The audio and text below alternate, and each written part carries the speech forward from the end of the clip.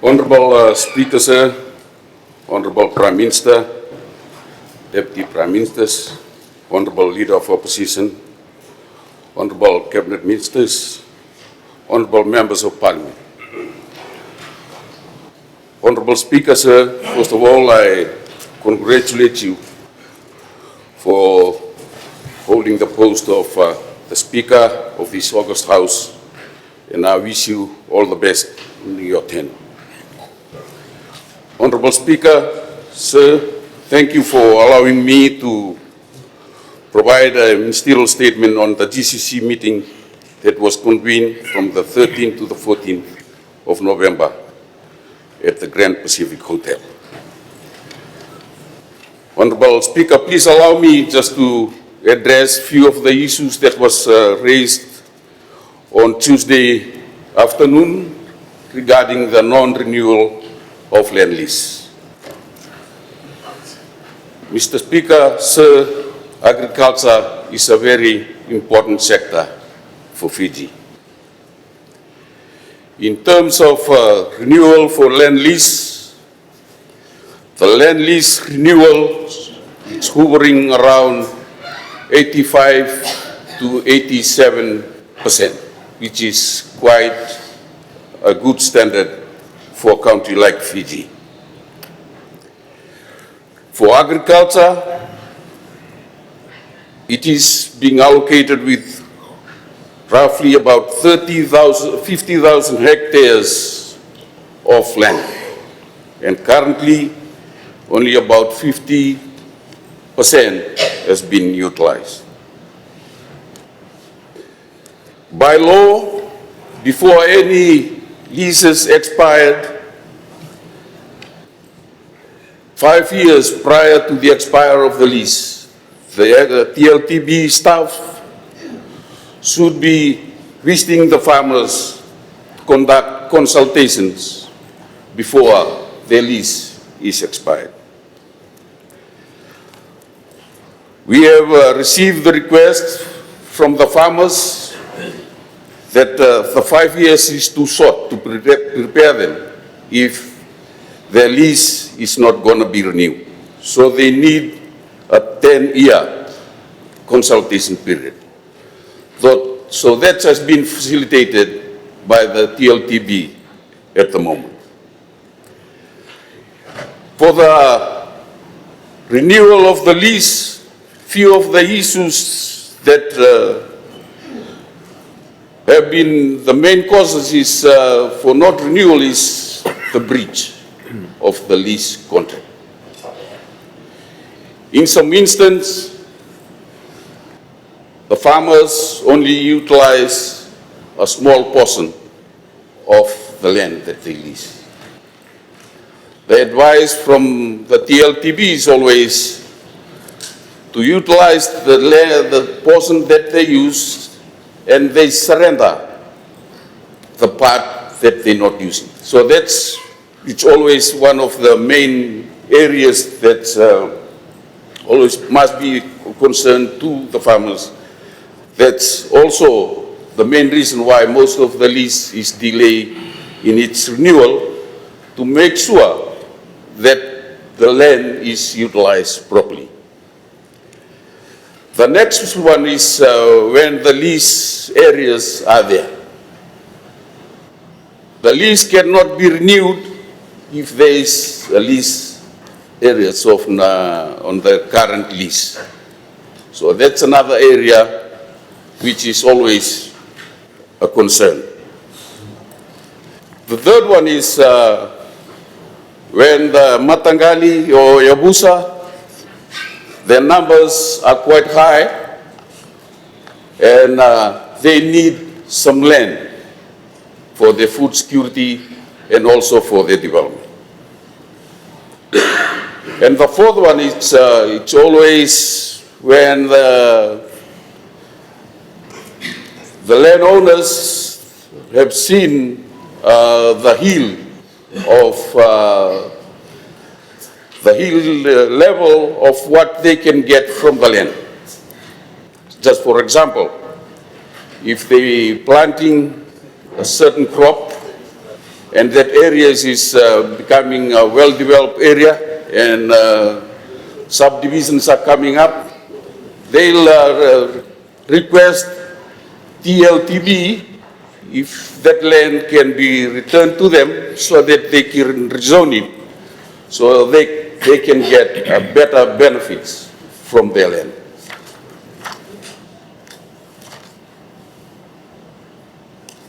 The current government is fully support the agriculture sector.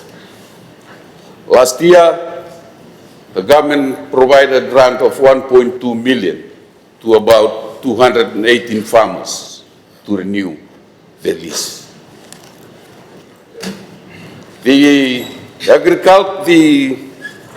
TLTB is trying its utmost best to do its consultation properly to help the farmers and also to help the landowners in whatever discussions or whatever needs that they require. I thank most of the honorable members who are here, who raised the issues. My advice is if you can visit the nearest TLTB office and take the details of the leases that has been a concern to the farmers so that they can address. If that is not being addressed there, the CEO is there, which you can approach, or else you can raise it with me, then we can try and find the solutions, how to solve the issues that has been raised by the farmers. The TLTB will always try its best to take care of the issues that will be raised by the farmers and also the issues that will be raised by the landowners.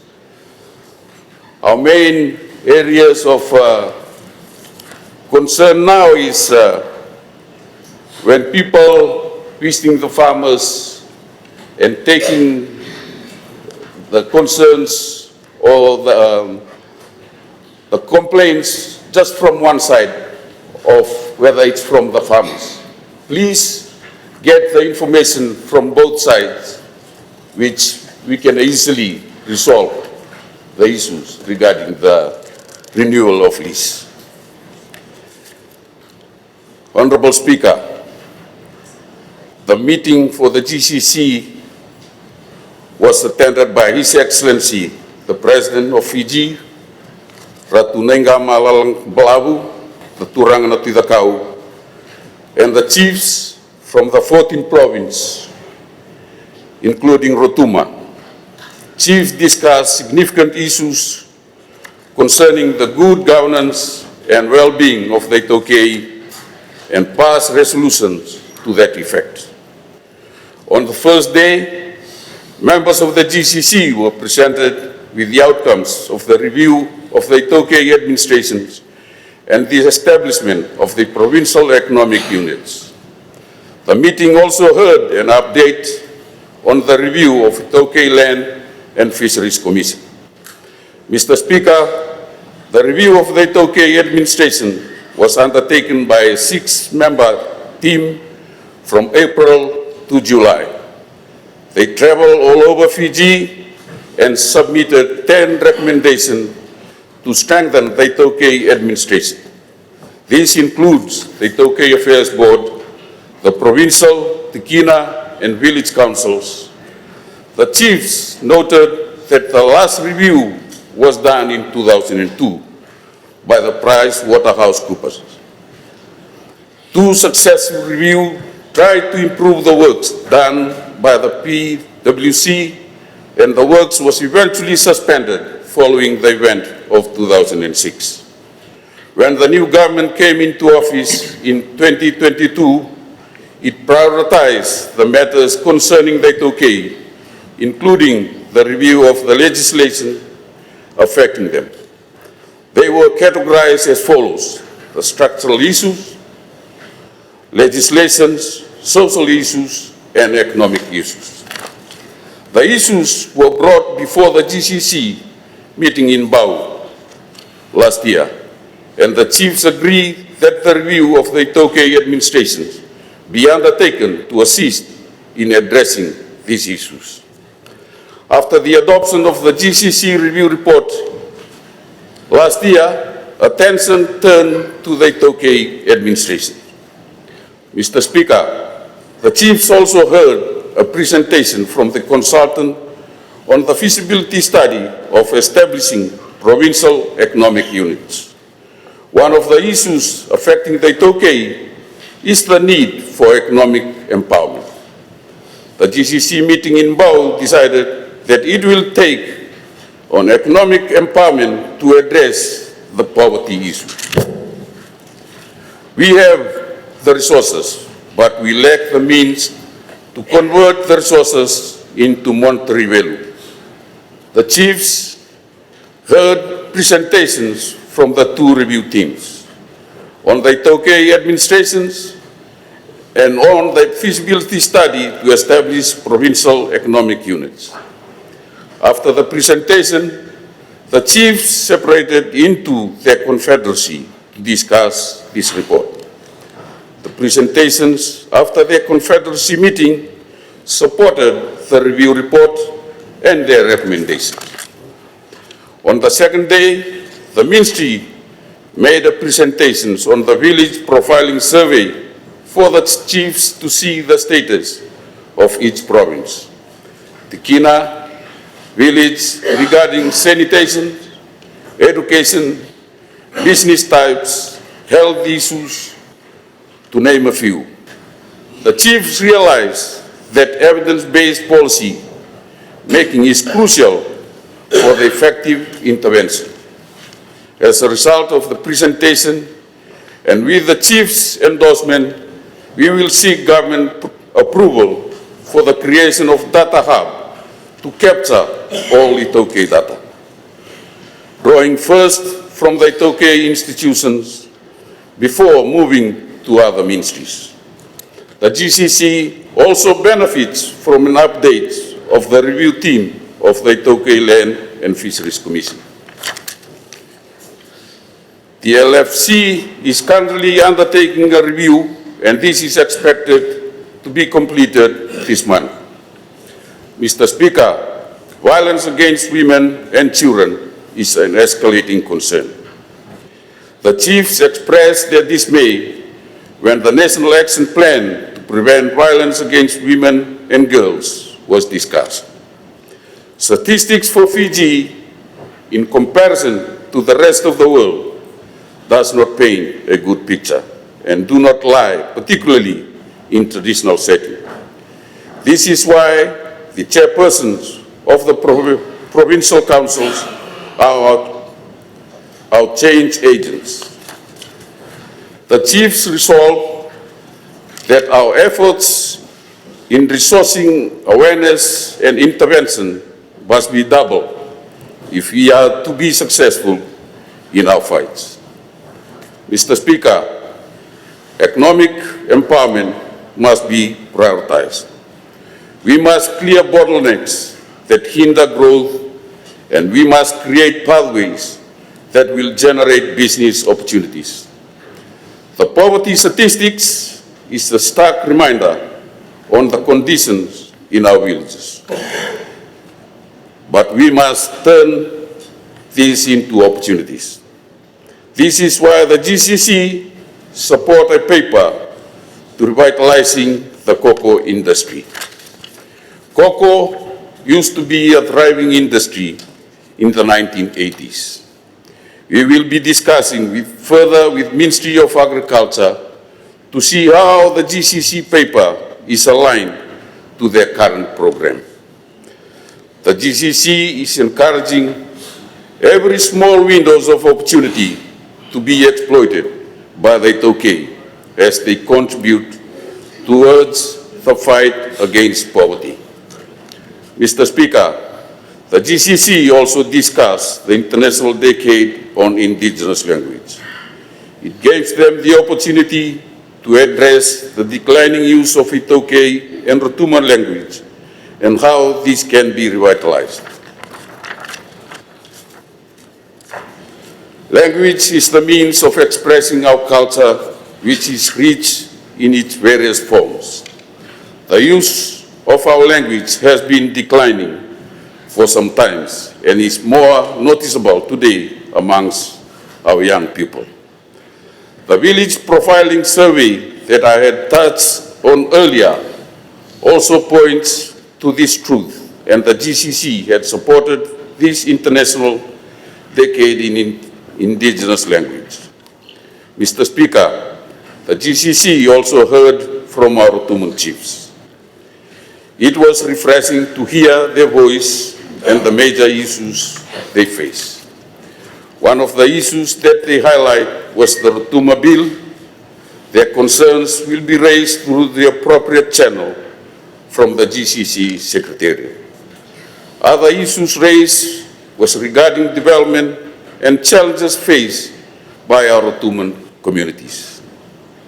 Mr. Speaker, sir, the GCC is mindful of the responsibility they must take on going forward.